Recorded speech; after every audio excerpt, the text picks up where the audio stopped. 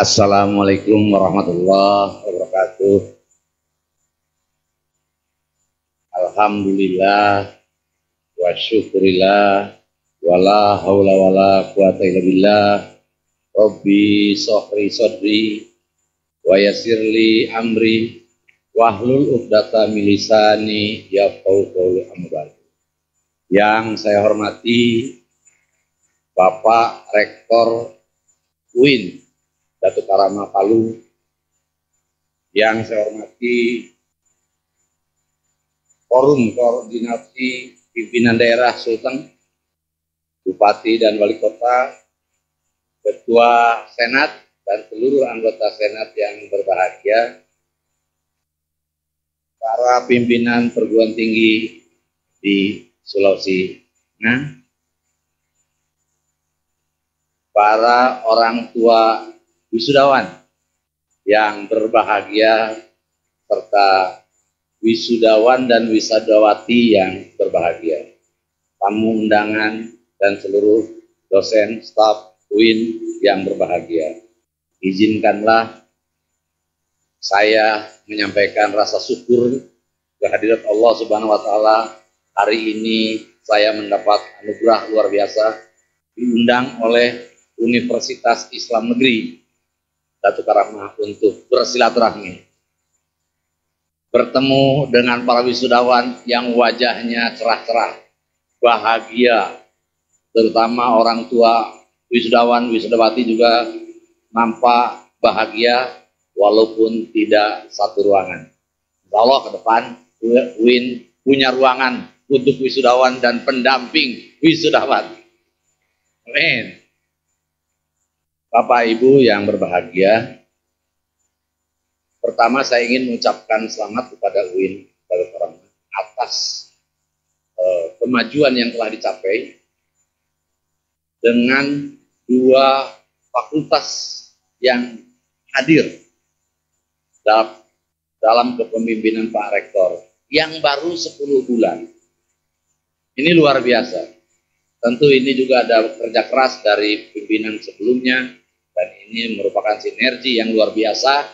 Kami senang ketika melihat upaya-upaya keras yang dilakukan oleh insan akademik untuk terus maju, karena kita memang harus menjawab tantangan yang ada di dunia ini. Pak Rektor, saya mengawali pidato dalam orasi ini ingin nyambung dari pidatonya Pak Rektor. Dalam perkembangan bahasa itu kita mengenal ada 4 siklus. Ada 4 siklus. Yang pertama siklus yang kita sebut berbudi luhur, siklus peradaban. Kalau saya berbudi luhur maka saya ada. Kemudian siklus yang kedua itu siklus cendekia, siklus berpikir. Masa itu orang berpikir keras, zaman Sokrates itu. Kalau saya berpikir maka saya ada. Romawi itu makmur sekali dengan siklus itu. Kemudian siklus yang ketiga ini yang mulai, kalau saya belanja maka saya ada. Maka komunikasinya tentang dunia. Bagaimana rumah kamu, bagaimana mobil kamu, bagaimana. Mulai itu. Dan di Sulteng tidak ada itu. Masa itu lewat itu. Nggak ada. Hanya ada masa 1 dan masa 2. Masa siklus yang keempat yang bahaya Bapak Ibu. Jika saya bohong maka saya ada. Siklus ini terjadi sekarang. Yang berbohong itu yang kaya. Dulu itu yang berilmu yang kaya. Sekarang bisa jadi yang berbohong itu yang kaya. Dia ada begitu ya. Baik, Bapak dan Ibu, ini lanjutan dari Pak Rektor saja tentang kejujuran. Pak Rektor berbicara kejujuran karena siklus sekarang saya berbohong maka saya ada. Itu harus kembali ke siklus yang pertama. Saya sambung dari itu, maka saya mengambil judul untuk orasi ilmiah saat ini adalah bahasa, kebudayaan, dan kemanusiaan dalam diskursus ala pendidikan bahasa. Para wisudawan yang berbahagia, Ini amanat gitu dari kami selaku yang pernah diwisuda paling tidak 3 kali, S1, S2, S3. Bahasa bukanlah anugerah. Jadi kita punya bahasa ini bukan anugerah. Yang bersifat bawaan. Tetapi ini merupakan anugerah sosial. Mempelajari bahasa baru berarti menjadi suatu anggota grup atau komunitas penutur bahasa tersebut. Bayangkan kita tidak menguasai bahasa, berada di daerah tertentu, mau belanja susah. Ada orang kumpul juga susah. Untunglah ada bahasa Indonesia. Di Indonesia diuntungkan oleh bahasa. Bahasa yang berbeda adalah visi hidup yang berbeda. Kita punya bahasa yang beratus-ratus di Nusantara, maka visi hidupnya berbeda karena latar belakang budayanya berbeda. Bahasa sebagai wacana ekspresi merupakan properti kemanusiaan yang mempresentasikan sebuah piranti khas. Karena hanya manusia yang diberikan anugerah secara kodrati memiliki bahasa. Dalam hipotesis Chomsky, setiap manusia normal itu memiliki alat. Ini anugerah dari Tuhan, alatnya. Linguist Acquisition System atau Linguist Acquisition Device. Jadi di dalam rangka kita itu ada alat untuk mampu berkomunikasi. Sehingga semua orang memiliki kemungkinan berbahasa. Manusia membutuhkan aktivitas komunikasi dalam berinteraksi dengan sesama manusia untuk memenuhi kebutuhan dan nosi sosial. Komunikasi menjadi sarana untuk menyampaikan ide, gagasan, dan semua keinginan. Komunikasi dimotivasi oleh hasrat manusia untuk mengontrol lingkungan. Selain itu, komunikasi merupakan alat artikulasi sosial yang bertujuan mengetahui, memprediksi sikap orang lain, serta mengetahui keberadaan diri sendiri dalam menciptakan keseimbangan masyarakat. Jadi bahasa lahir itu untuk kebaikan. Bahasa dibuat dengan LED, dengan sistem yang ada sesungguhnya untuk menyampaikan kebaikan-kebaikan. Namun demikian, kita juga melihat komunikasi merupakan fenomena yang rumit dan terus-menerus berubah. Ada ciri-ciri lazim yang ditemui pada sebagian besar peristiwa komunikasi atau peristiwa tutur. Komunikasi merupakan tindakan untuk mendistribusikan informasi, gagasan, pendapat dari setiap partisipan yang terlibat. Berkomunikasi, berbahasa itu berusaha mencapai kesamaan makna. Mengapa dalam kehidupan ini ada pertengkaran? Mengapa perbedaan menjadi pertengkaran? Karena tidak ada kesamaan makna. Tidak ada kesamaan perasaan. Padahal kemungkinannya itu yang disampaikan boleh jadi kata-kata yang baik, tetapi ketika tidak ada persamaan persepsi, ternyata dapat mengakibatkan hal yang negatif. Berkenaan dengan penggunaan bahasa dalam berkomunikasi, kaidah yang selama ini dipakai itu bahasa yang baik dan benar. Tetapi tadi disampaikan oleh Pak Rektor, di dalam bahasa juga ini kaitannya Pak Rektor, ada yang namanya kesantunan. Bukan hanya baik dan benar, tetapi ada kesantunan berkomunikasi.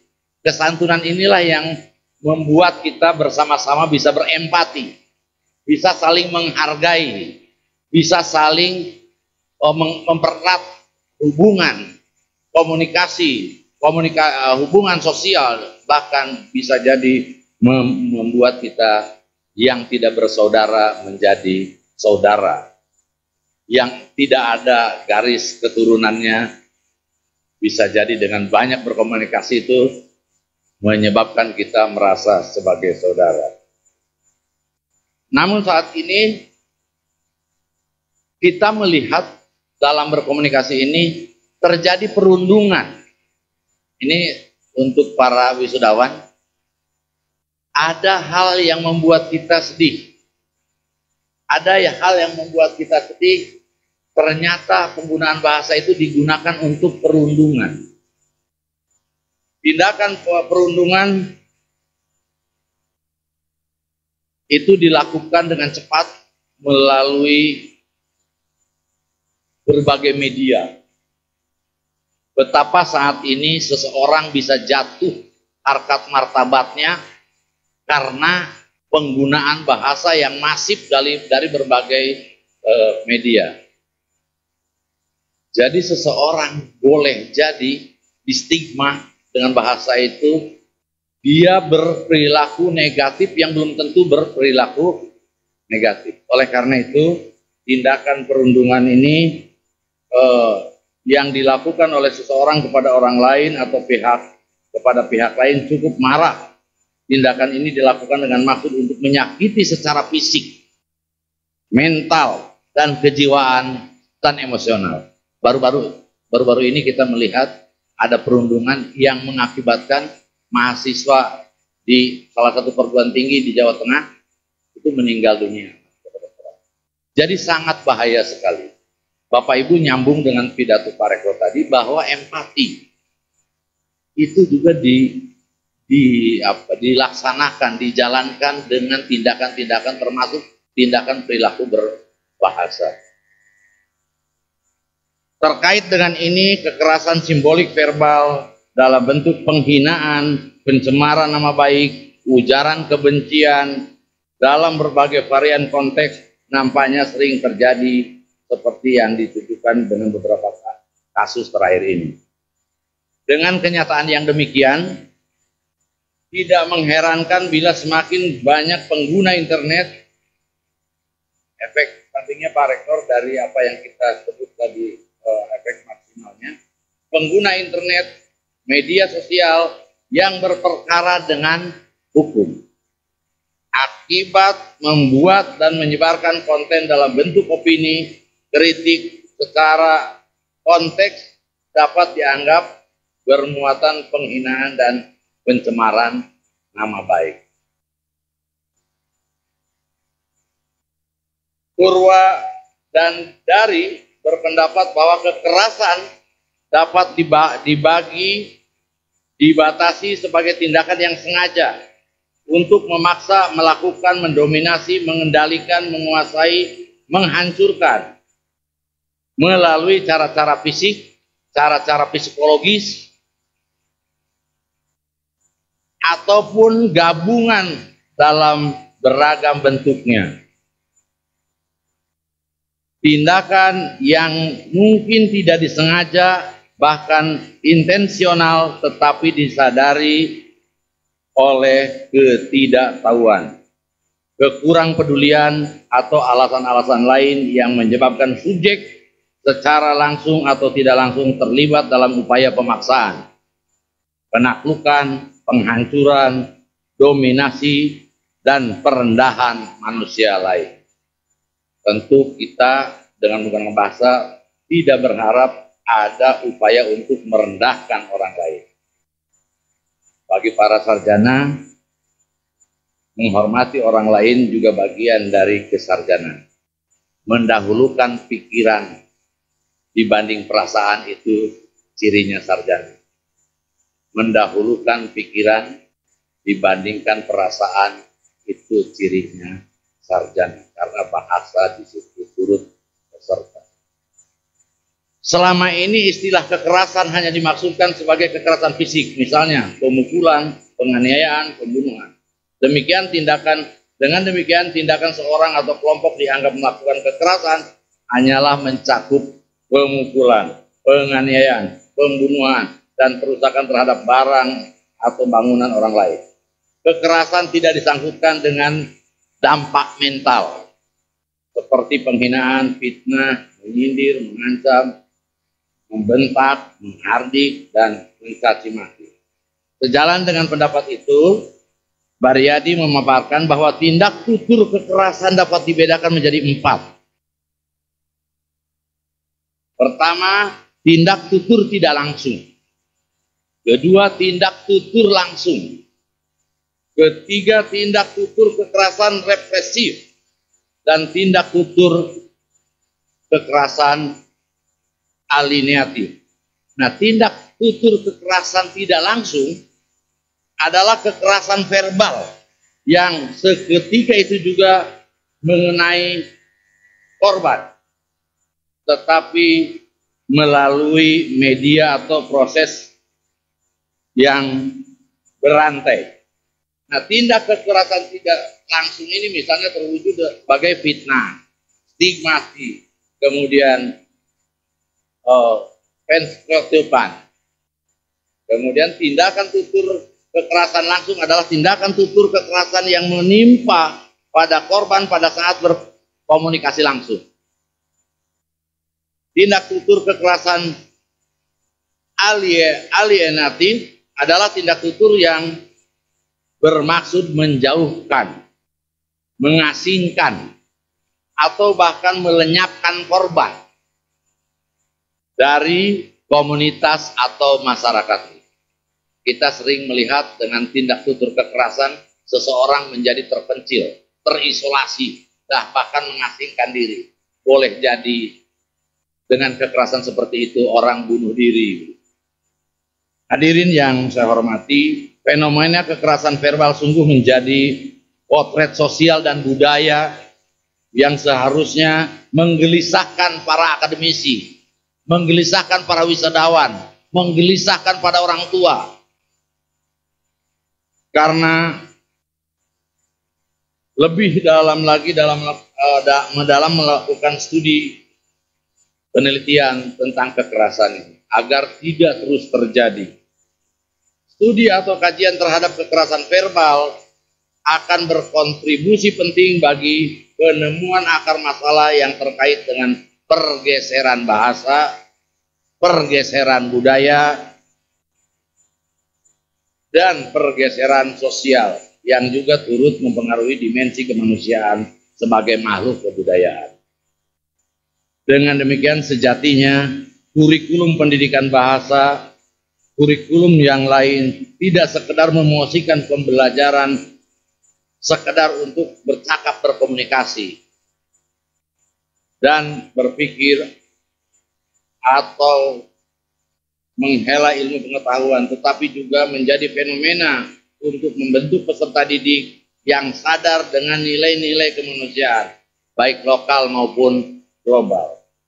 Hal ini sejalan dengan pernyataan Kurniawan bahwa manusia pada era ini sedang mengalami fenomena unik, yaitu krisis kebenaran. Beberapa orang cendekia menyebut era ini sebagai era post-truth. Pada masa ini manusia tidak lagi bertarung mencari kebenaran sejati, melainkan melahap, menyebar kebohongan tanpa didasari proses telaah, kaji, dan analisis terlebih dahulu. Betapa mudahnya kita melanjutkan informasi di HP kita, entah benar atau tidak benar. Ketika ada yang berita, informasi yang kita senangi, maka kita langsung kirim kepada orang lain. Apalagi ada perintah, mohon disebarkan. Akibatnya banyak orang yang terlibat dalam produksi dan komunikasi berita kebohongan dengan tingkat sebaran yang cepat, viral. Maka sekarang itu kebenaran itu banyak ditentukan oleh viral. Jika viral maka benar. Jika viral maka segera diproses hukum. Kalau tidak viral 8 tahun juga tidak diproses. Tapi ketika viral 2 hari juga langsung diproses. Maka kebenaran itu diukur dari viral. Nah, ini bagi kita para wisudawan tentu hati-hati karena sekarang undang-undang ITE telah menunggu ancaman begitu ketika salah dalam berkomunikasi melalui media sosial. Kemudian relasi bahasa dan kebudayaan. Kajian yang terkait dengan bahasa harus senantiasa ditempelkan pada hubungannya dengan kehidupan manusia. Bahasa bukan semata sarana komunikasi individu atau kelompok untuk mengekspresikan kebutuhan raga, jiwa manusia kepada individu atau kelompok lain, tetapi juga dipandang sebagai satu sumber daya untuk mengungkap kebudayaan.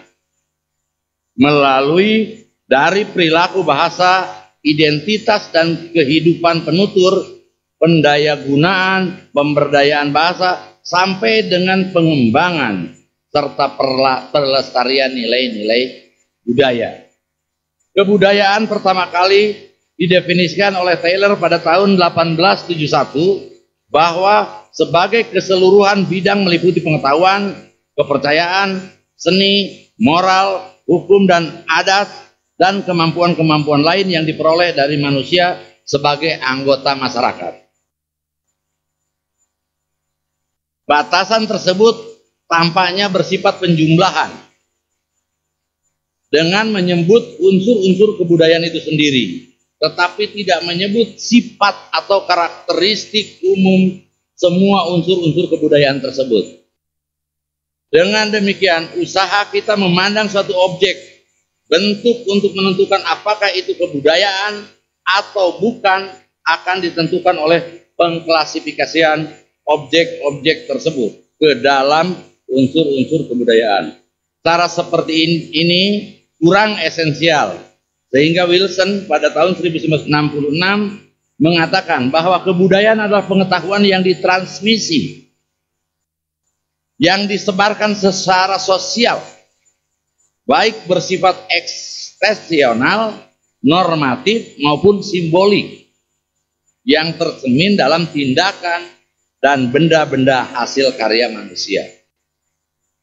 Cibrani menyatakan bahwa meskipun pada tahun 1952 Glauber dan Cohen menginventarisasi kurang lebih ada 160 definisi tentang kebudayaan yang dihasilkan oleh publikasi tentang kebudayaan selama kurang lebih 350 tahun, pada dasarnya tidak terdapat perbedaan prinsip dengan definisi pertama yang disebutkan oleh Taylor. Uraian Taylor dan Wilson tentang kebudayaan tersebut mengacu pada budaya dalam arti yang khusus atau yang biasa disebut high culture. Padahal kebudayaan dalam pengertian umum yang sehari-hari tidak dapat dipisahkan dari kehidupan manusia.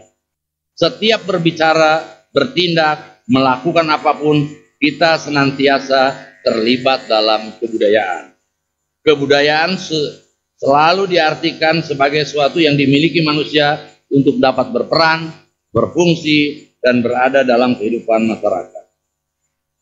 Goodnach dengan tegas menyatakan bahwa kebudayaan masyarakat terdiri atas segala sesuatu yang harus diketahui dan diyakini manusia agar bertindak dengan cara yang dapat diterima oleh anggota-anggota masyarakat dan agar dapat berperan sesuai peran yang diterima oleh anggota masyarakat. Pengetahuan seperti itu diperoleh secara sosial, artinya perilaku yang berguna harus dipelajari dan bukan berasal dari tradisi genetik. Dengan demikian, kebudayaan adalah cara mengetahui yang harus dimiliki seorang untuk menjalankan tugas-tugas kehidupan sehari-hari. Dan kebudayaan mencakup pengetahuan tentang musik, tentang sastra, tentang seni, dan sebagainya. Bapak dan Ibu, tentang kebudayaan kini telah mencapai tidak kurang juga dari beberapa definisi yang berpendapat bahwa kebudayaan bersifat kolektif, bukan perorangan. Sementara itu Kucara Ningrat, ini profesor dari Indonesia, sebagai ahli antropologi mengatakan bahwa kebudayaan sesungguhnya merupakan keseluruhan sistem gagasan, keseluruhan tindakan, dan hasil kerja manusia. Terlepas dari perspektif teori yang dianut kebudayaan merupakan realitas yang tidak dapat dinegasikan dan dilepaskan dari kehidupan. Manusia menjadi berbeda dan unik bukan sekedar perkara genetis, melainkan karena adanya intervensi kultur dan yang menjadi latar di mana kita ditumbuhkan dan dikembangkan sebagai pribadi. Bahasa dan kebudayaan merupakan dua sistem yang melekat dari diri manusia.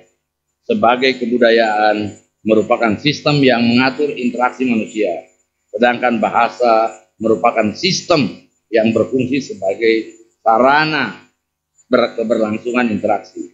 Bahasa dan kebudayaan memiliki relasi koordinatif, meskipun banyak kalangan yang menempatkan budaya sebagai mainstream dan bahasa sebagai subsistem. Dengan relasi teori tersebut, mudah untuk bernalar bahwa pergeseran yang terjadi di dalam berbahasa merupakan praktik atas pergeseran budaya. Dengan demikian, berlaku sebaliknya, perubahan di dalam mekanisme tutur atau berbahasa merupakan representasi dari perubahan budaya yang terjadi. Para wisudawan yang berbahagia, berbahasa menentukan kualitas pengetahuan kita. Kita harus membedakan antara yang bersekolah dengan yang tidak bersekolah, itu ditentukan penggunaan bahasanya. Semakin tinggi sekolahnya, semakin lembut bahasanya, semakin sedikit bahasanya tapi dalam artinya. Semakin tinggi ilmunya, semakin sedikit keluar bahasanya, tapi semakin padat isinya. Ulama-ulama besar itu berbicaranya sangat terbatas, tetapi ketika sekali berbicara, bersabda, menyatakan, maka pendapatnya diikuti oleh banyak orang dengan tafsir masing-masing kecerdasan yang mengikutinya.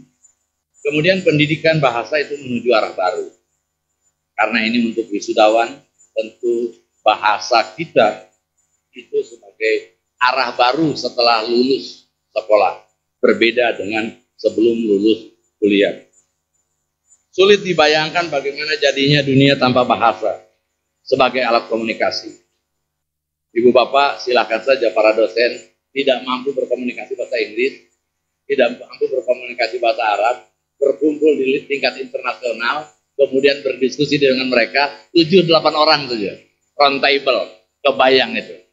Kita ditugasi, dibagi subtema, kemudian ngumpul gitu. Kalau peserta begini kan enak, bisa. Tapi ketika dibagi tema, kita ngumpul dengan beberapa orang, komunikasi kita tidak lancar. Terlihat wajahnya, betapa sedihnya, betapa groginya, betapa rendahnya. Dia tidak mampu berkomunikasi, padahal dalam pikirannya banyak yang dapat dikomunikasikan. Itu bayangan kita ketika tidak dapat berbahasa. Oleh karena itu, UIN tentu harus menyiapkan kekuatan untuk menguasai berbagai bahasa agar anak-anak kita dalam era global ini mampu berkomunikasi dengan siapapun, dimanapun, dan tidak akan tersesat oleh penggunaan bahasa yang tidak sesuai dengan pikiran dan ilmunya. Manusia masa kini cenderung lalai dalam menyeleksi informasi, termasuk orang tua.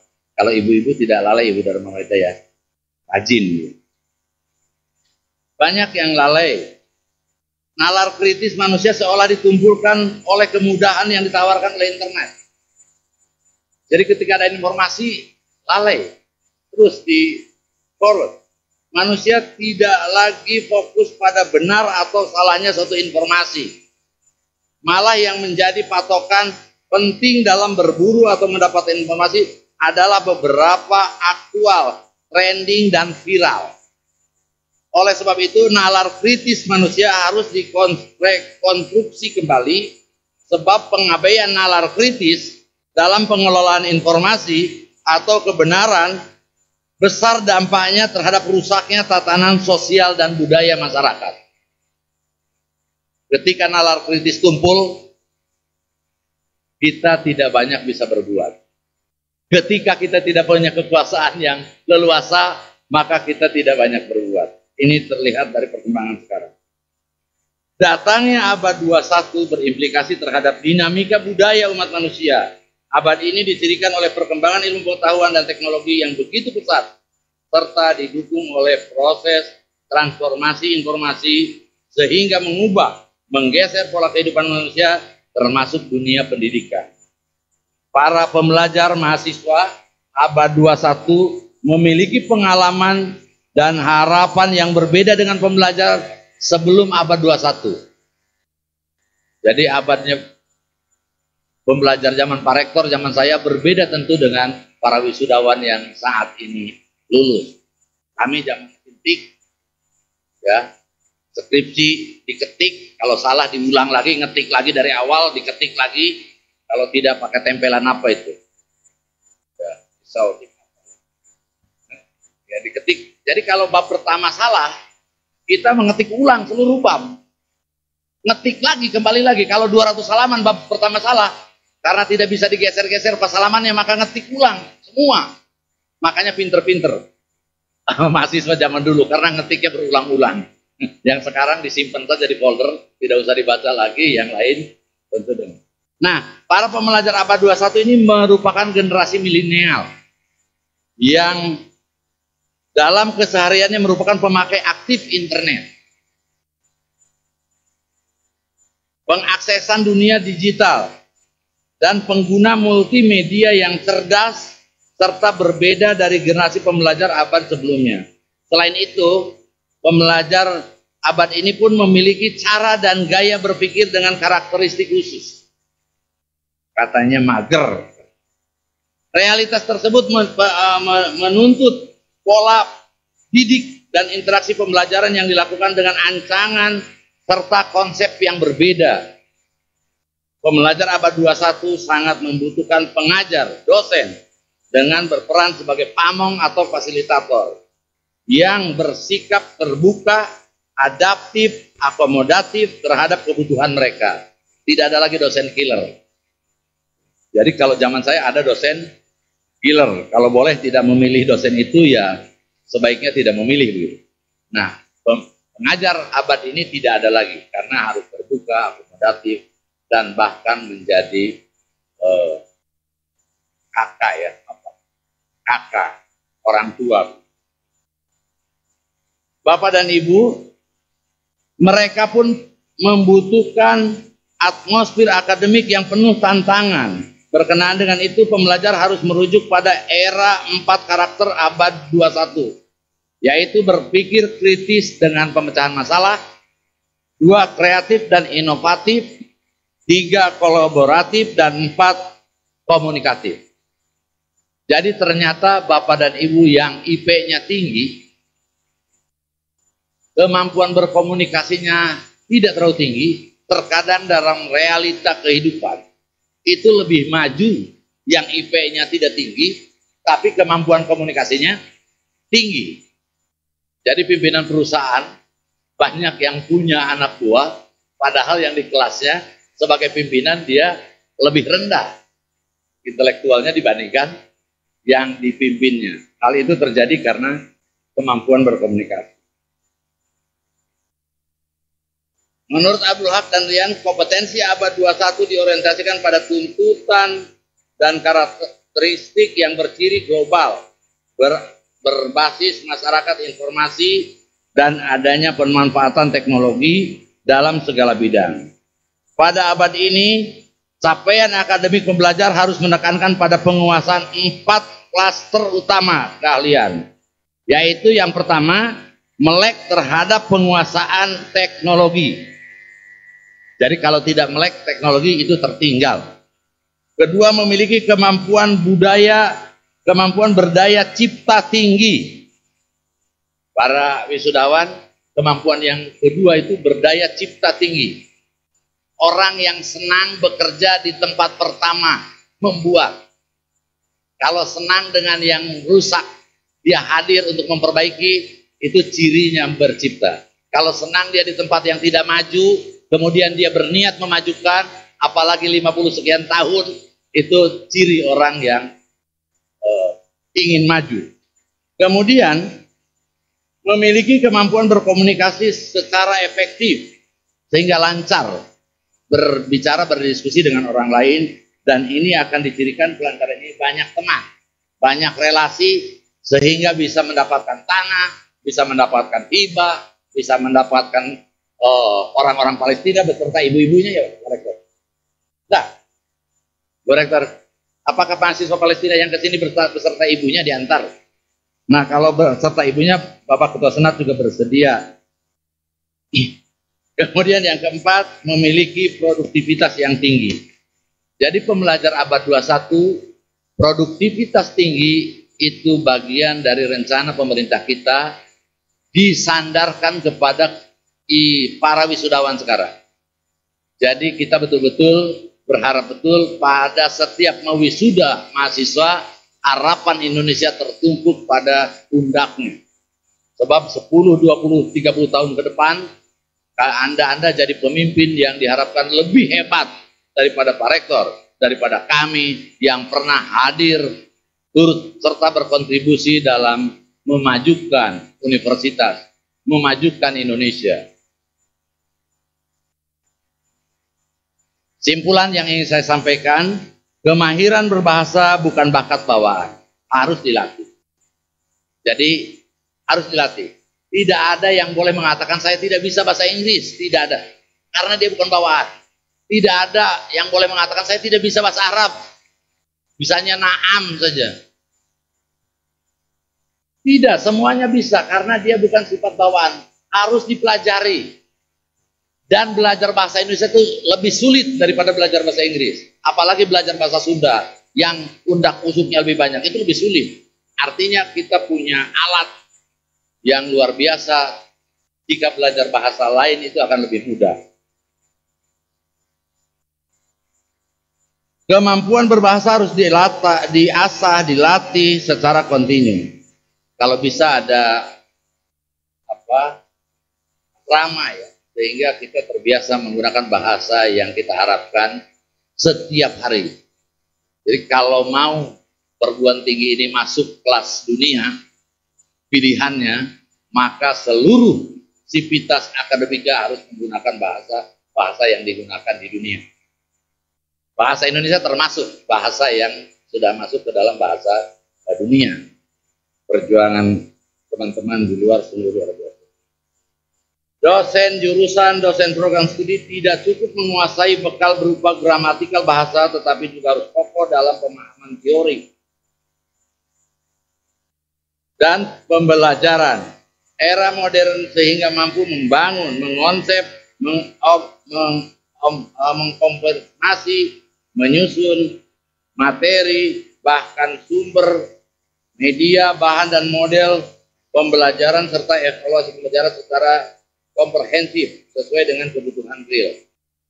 Bapak Ibu para dosen, mahasiswa kita karena mahasiswa abad 21, maka penyiapan bahan, penyiapan materi, penyiapan media, penyiapan strategi pembelajaran ini harus kita ikuti dengan baik sehingga kita tidak sama dengan waktu kita diajarkan oleh dosen-dosen yang mengajari kita, karena perbedaannya pada kecanggihan sumber informasi yang ada saat ini. Saya kira itu yang dapat saya sampaikan, betapa bahasa merupakan bagian dapat mempersatukan bangsa, bahasa dapat memecahkan bangsa, dan ini turut serta dalam kebudayaan Indonesia, kebudayaan dunia. Para hadirin yang berbahagia, saya ingin di akhir pidato ini menyampaikan mudah-mudahan apa yang diharapkan oleh UIN Dato Krama memiliki akreditasi yang unggul karena mahasiswanya banyak yang unggul. Ciri keunggulannya lulusannya 1000 lebih di wisuda. Jadi kalau perguruan tinggi sudah sekali mau wisuda di atas 1000 itu perguruan tinggi yang maju. Kalau sudah bisa memacetkan jalan raya pada saat wisuda itu sudah maju. Tentu kami turut serta nanti ke depan melihat perkembangan Universitas Islam Negeri Dato Karama mudah-mudahan turut membantu berkontribusi membahagiakan semuanya. Terima kasih. Assalamualaikum warahmatullahi wabarakatuh.